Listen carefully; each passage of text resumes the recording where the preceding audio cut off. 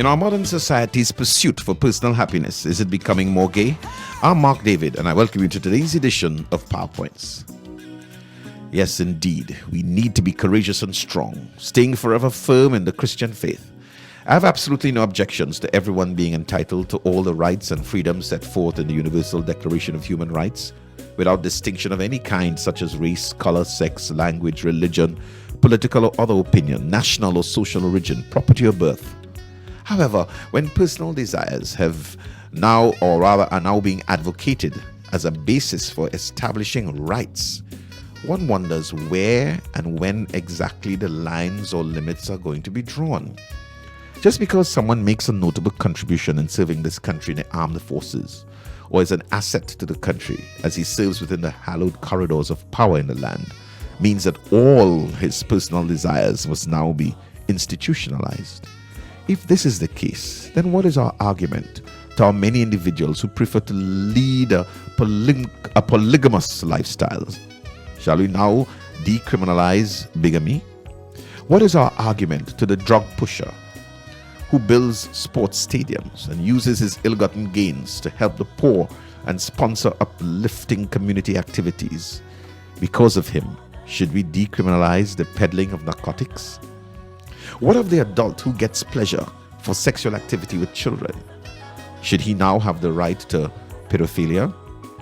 What if the child doesn't mind, especially seeing that children should have a right to have abortions and not tell their parents? Surely then the child should also have a right to choose sexual partners of any age, sex or stage? Age limits for sexual consent should therefore now be outlawed, because wouldn't this tread upon a child's human rights? Or what about those who find sexual pleasure with animals? What then should stop them from the right to sexual fulfillment if that is their preferred form of expression, their sexual orientation? Bestiality should therefore be outlawed.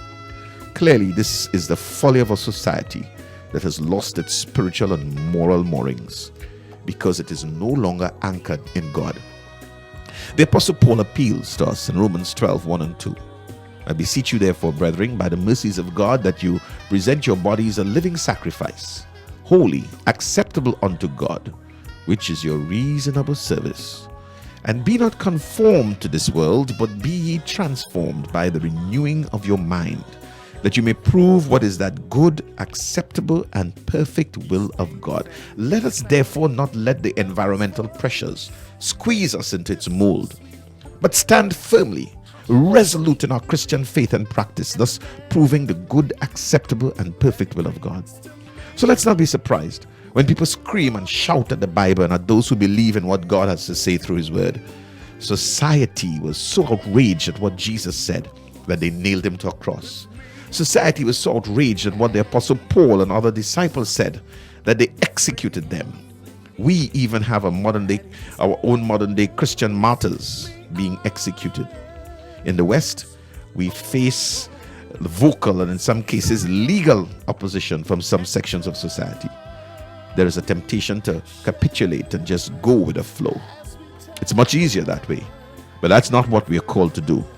As followers of Christ, we are called to lovingly yet firmly profess and proclaim God's best, God's ideal, God's glorious plan for the life of every man and woman in this world. What they do with that is up to them, but we are to prove what is that good, acceptable, and perfect will of God.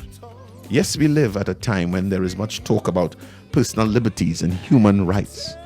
But I must ask again, is this making our world happier, or are we just becoming gayer? We have talked about the looming dangers and false teachings which are threatening the propagation of our faith and practice. Jude tells us to contend for the faith.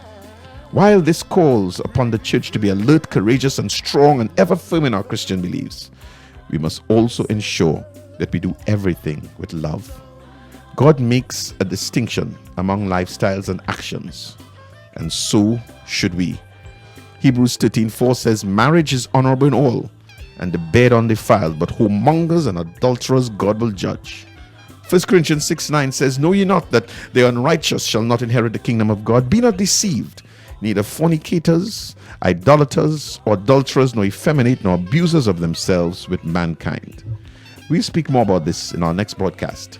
I'm Mark David, and this has been PowerPoints from the Open Bible.